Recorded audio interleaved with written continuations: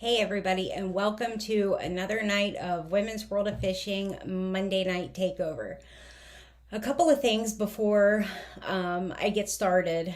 This is actually a pre-recorded night because I knew that Angie was going to be out of town tonight, and I figured that now would probably be a really good time just to kind of give an update on what's been going on, where I've been, where I haven't been, and what is kind of in the future, moving forward for me. And before I kind of delve into that, just a couple of announcements, I guess. The first thing, if you could do us a huge favor and start watching these shows on the Women's World of Fishing Monday Night Takeover official YouTube channel. And the reason for that is that almost all of our views are coming from the other 7 channels that we stream to. The other YouTube accounts, the 4 Facebook accounts, the Twitter, and the problem with that is that the views aren't showing up on the official page. And so when we have guests on the show and they're showing it to sponsors or even telling them in advance, and then sponsors are going to look at the actual show page, it's hardly showing any views at all because everybody is watching it on these other pages that the YouTube channel is not tracking. So it just really doesn't give an accurate presentation of how many people are viewing the shows each week. And if we, can all try our best to follow the link and actually go to the official show, it would really help us out a lot to kind of condense it. It's starting to get expensive to pay to stream it out the way that we do.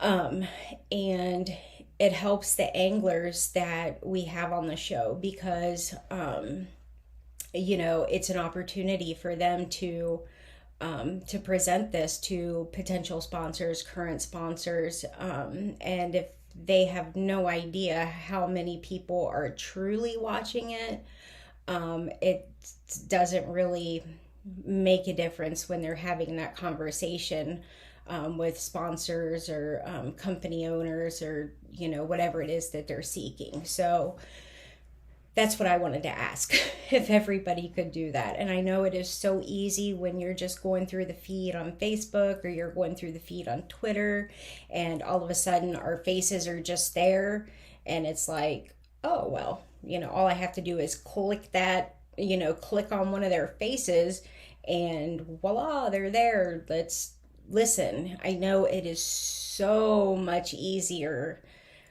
to do it because it is so convenient. But again, I'm just asking for help for that. And then when you go to the page, to the Women's World of Fishing page, if you could like the show for that evening, and make sure that you're subscribed, that would help as well. And I never ask for stuff like this.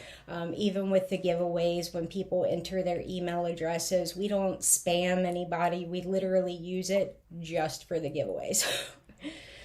So, update. I'm not gonna lie, I have done this video probably about 15 times over the past 6 weeks. And when I say that, I'm not kidding. And I've deleted every single one of them.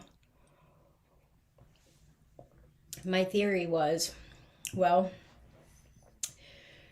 with Angie being gone, if I just kind of say, you know what, I'm not going to schedule anybody for a Monday. So I am put against canceling the show come Monday, or actually getting my ass in gear and forcing myself to do this show about my update. And with the time constraint, I really had no option but to get it done. And I've still done it a couple of times, but here I am. And no matter what, this is positively the last time I am doing this update right now. So here goes nothing. And I apologize however it's going to come out, because it's come out all kinds of different ways. And I want to start off by saying that I really, really appreciate all of the text messages, the private messages, the messages on the social media. I appreciate everybody checking in on me. It has really, really meant a lot to me during... God, I didn't even make it a full 6 minutes before I'm already tearing up. And me getting emotional is the reason why I've deleted every single daggone other episode.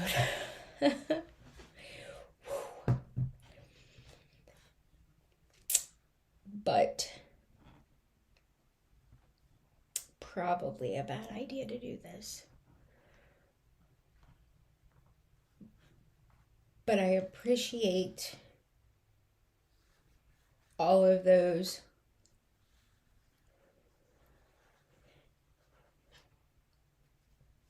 during what has been the most difficult year I've had since I got sick in the first place. I guess that's the best way to say it. God, stop.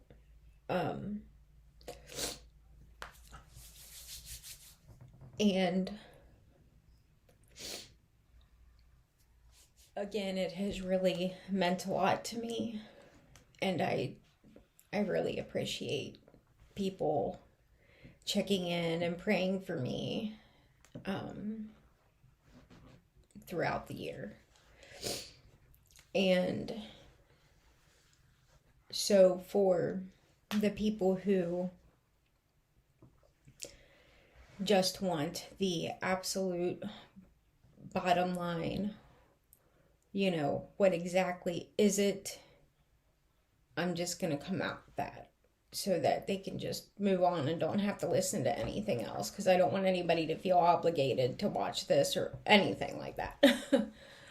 But I know that there's legitimately people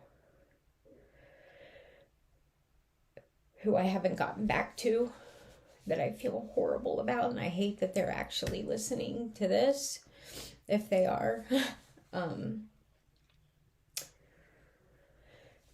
But, so, bottom line, I was officially diagnosed with multiple sclerosis in the spring of this year. And the whole road leading up to that was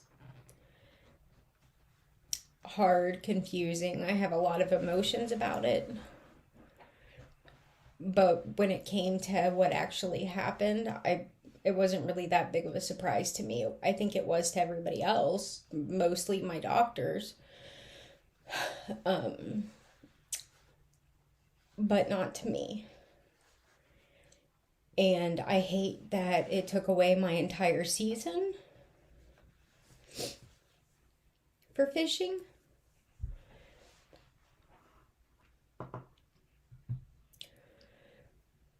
I'll come back to that. I started a new medication at the end of July called Gilenya. It is a multiple sclerosis medication. It's a $10,000 a month medication, and no, I do not actually pay for it. I get it for free. But it is a very intense medication. When I started it, they actually had to send a doctor and a medical assistant, or she might have been a nurse, I'm not really sure, out to my house to sit with me for an entire day for what's called a first dose observation, where they do an EKG, they do an EKG, they take my vitals, give me the med, monitor my vitals all day long, give me an EKG after 6 hours, check check my vitals again, see if I fit within the correct numbers, which I didn't. So they had to stay another hour. I got within the right numbers. Boom, I'm on the medication. The reason they had to come out is because there was a potential for a serious cardiac event. Okay. Cool. Why are we doing this at my house and not the hospital? Have no idea. I mean, I'd be dead. I'm a half hour from a hospital. I don't even know how far or how long it would take an ambulance to get here. But nonetheless, nothing happened. You know, I felt awful. My pulse rate was extremely low. That was the main thing. But so I got on that. The doctors were very clear that this was not going to make me feel better, that that its purpose is to delay disease progression. And because I've been on 15 medications since I came out of the hospital in 2015. I'd been, and that's a whole other mess, but I was in there for 10 weeks and came out in a wheelchair, and I've been on 15 meds a day, literally since then. But those were symptom management meds, and the difference is those meds are prescribed to treat whatever's happening in the moment. So, oh, you're having bad leg spasms. Well, here's some baclofen, here's some tizanidine, oh, you're having, really bad headaches. Here's some Topamax. You're having a hard time sleeping. Here's some Ambien. It's just whatever happens, that's what we're going to treat. Disease modification therapy or medication is to treat the underlying condition that's actually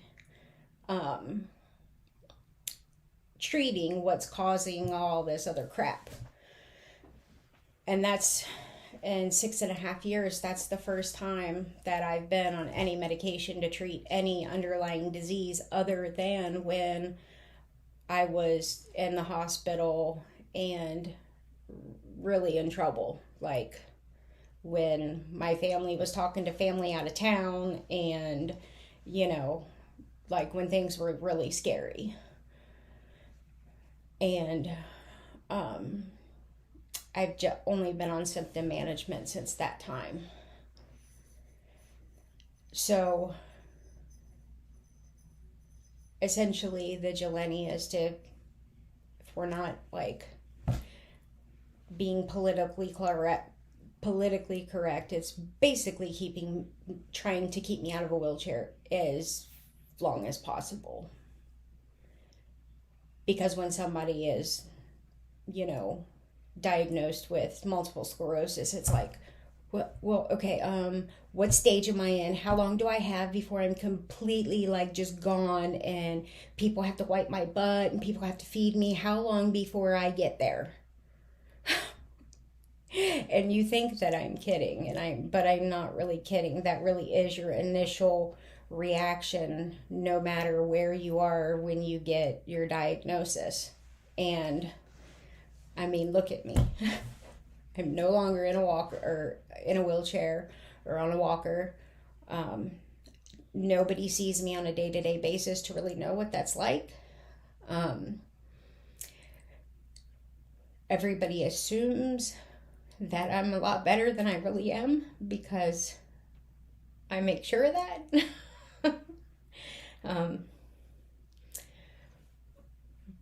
But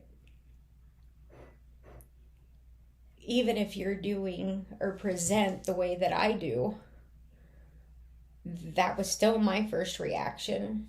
I want to know how long I have to live. And I don't mean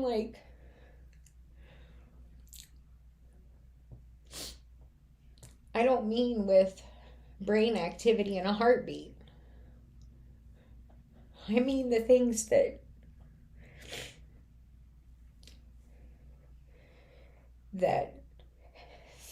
feed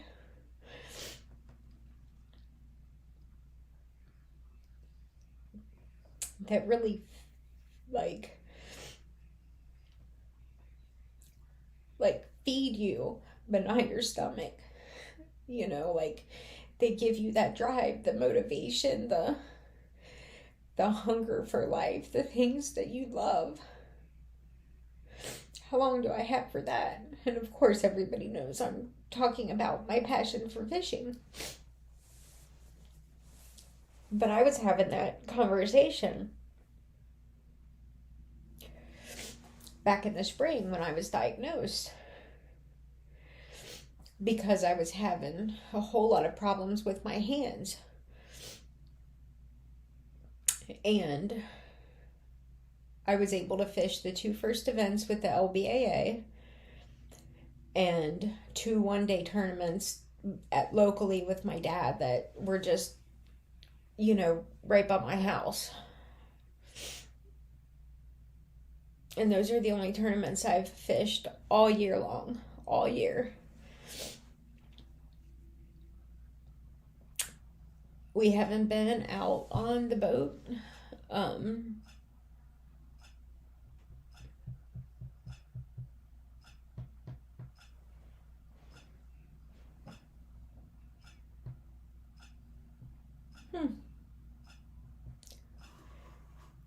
That's weird.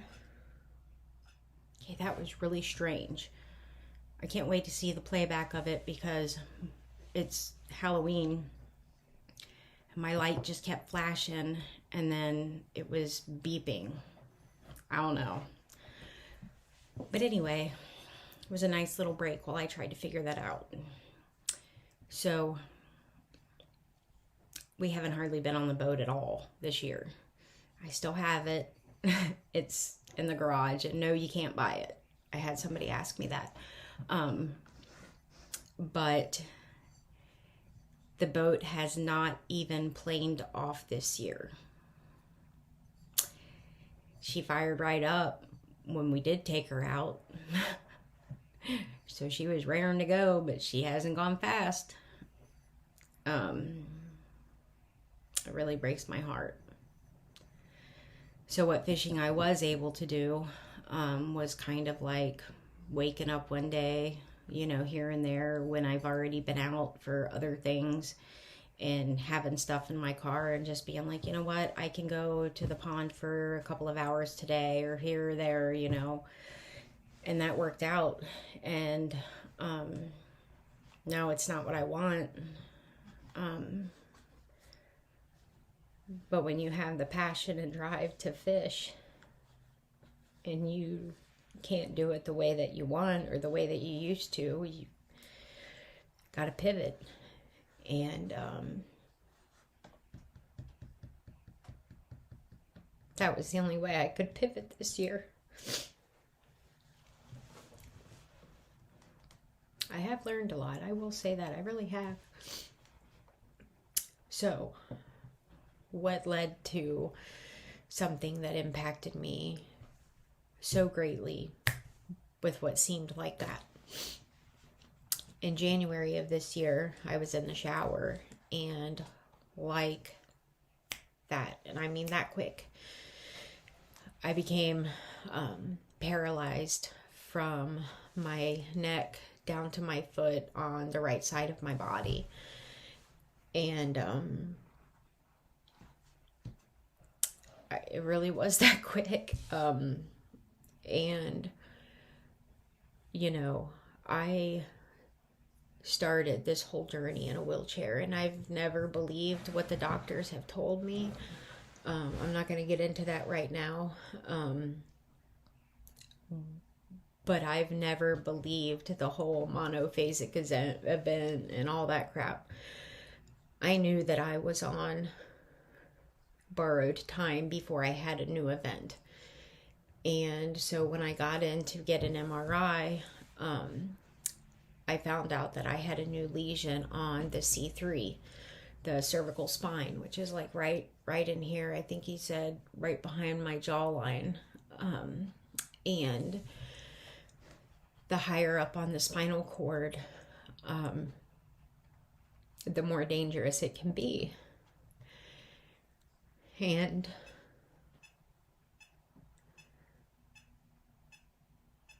I don't know if y'all can hear that or notice that, but that's my light again. So the higher up on the spinal cord, the more dangerous it can be. And mine's really high up.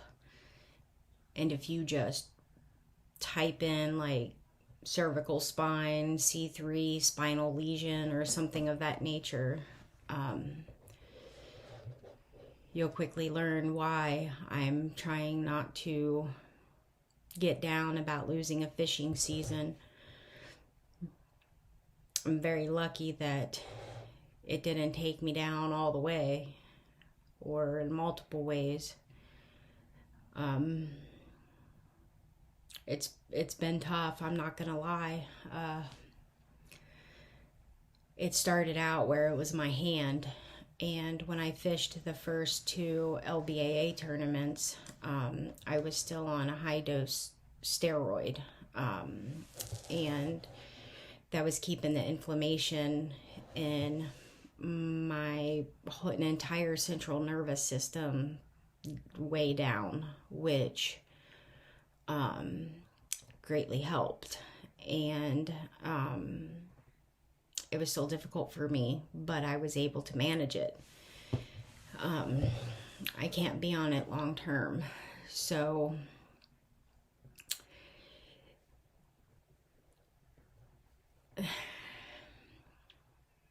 it sucks because, you know, I wasn't surprised about going and even getting the second results. You know, I pretty much knew what was coming and I was ready. But I thought I was going to get better. And, you know, my hand, it still spasms. I get pain here on my lower neck, going down my shoulder blade, in the middle of my shoulder blade. And it never came back to the point that it was conducive to what we do.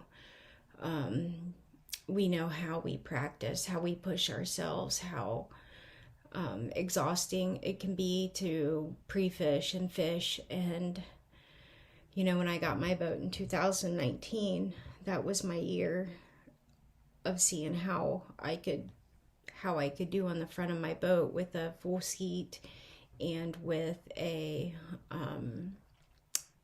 Minn Kota Ultrex, so that I could spot lock it, rest my legs. And then 2020 in January, I ended up at the Mayo Clinic. Wasn't able to transition to a boater then. And then I wanted to in 21, and then this. And now I worry that I probably lost my chance. It's not just the doctors telling me at this time. They're the ones that have been so negative about everything this whole time. And I'm the one who has been like, you ain't telling me. You ain't telling me nothing. But now I get it. And that's why you haven't seen me at tournaments or out on the lake just with Dad fishing. I haven't been around because I can't be around. I can't get on the water that early. Like, physically, I can't stay out all day. My body can't tolerate the heat. Like, my doctors even told me if I had a chance of getting out there, I have to get an MS cooling vest Who knew that there even was one? And a cooling helmet, because MS people, they don't tolerate heat that well. I've always tolerated heat. It's the cold that I hate. I haven't been able to tolerate the heat. And we've had a really hot summer, even a really warm fall. Can't tolerate that. And so nothing's fallen my way to tell me that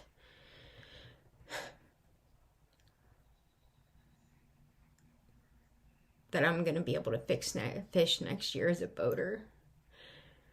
And I hate it. I hate it so much, but I'm dealing with it. I mean, what else am I going to do? And at this point, who knows if I can even, if I can even hack it as a co-angler. It's a long day for a co-angler too. We just don't have to be down there for a week to pre-fish. So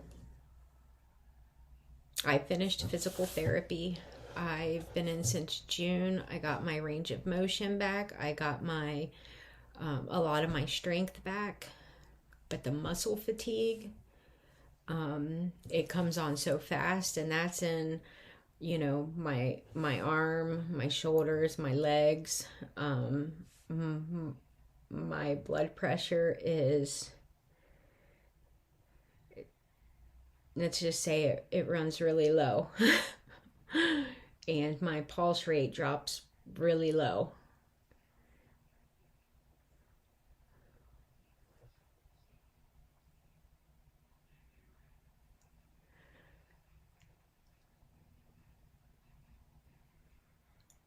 And that's why every show when we have somebody on that hasn't made that jump, like Brooke Johnson, and I'm really sorry, Brooke, but that's why I'm like, don't wait. As soon as it's feasible, do it. As soon as it's feasible for you. You feel safe handling a boat. You feel,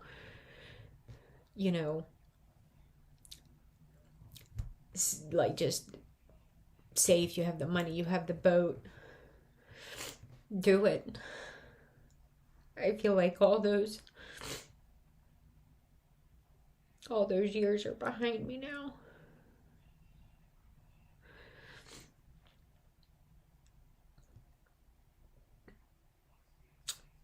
And I never wanted to have any regrets in life, but I already do.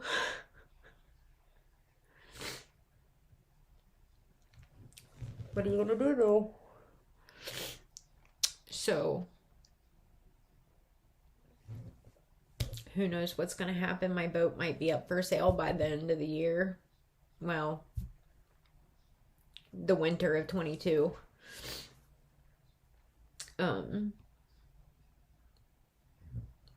Yeah, that's all I can think of right now. I'm just asking for everybody to... I have a lot of issues with my meds and with cognitive delays because of MS. And that's really hard for me to admit to everybody but my family.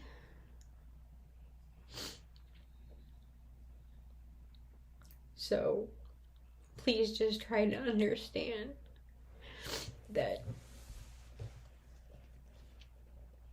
I like to joke around a lot and just be funny and stupid and lighthearted 90% of the time, but sometimes I really do get lost, and I'm not trying to be dumb or dismissive or combative.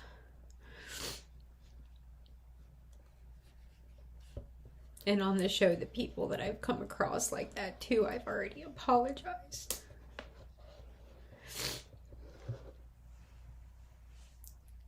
Oh my gosh. Maybe I'll just cancel the show. Okay, everybody.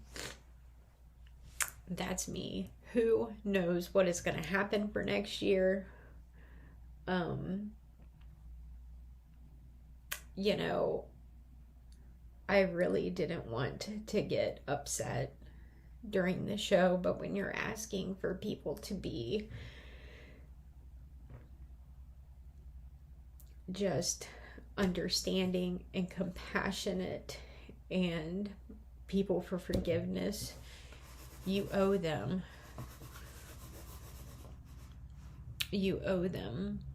the truth, and I have definitely spoken my truth, so I can't be mad about that. And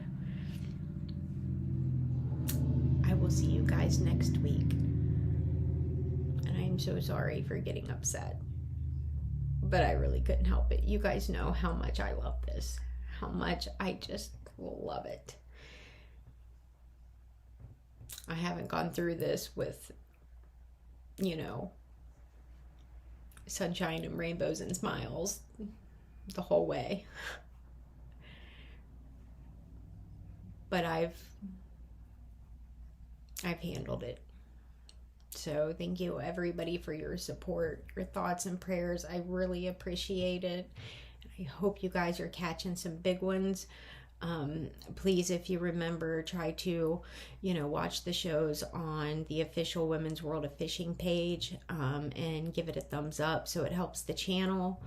And we will chat next week. Good night.